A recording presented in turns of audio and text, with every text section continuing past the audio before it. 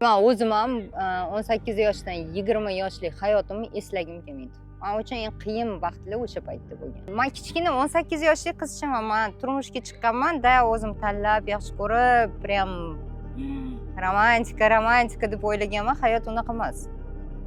Har bitta etapdan o'tish kerak.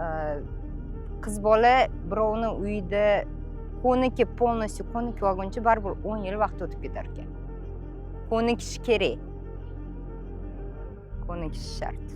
Qaynotani hurmat qilish kerak.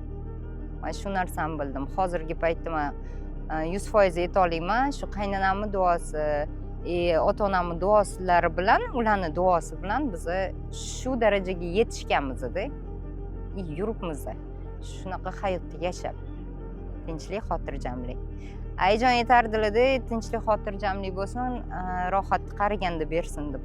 Endi mana tushunaman-da hozirda, nimaga unaqa katta bo'lib baribir odam kuchsiz qoladi-yu. Qariganda rohatni bersin deb. Tinchlik, xotirjamlikni qariganda Xudoyim bersin.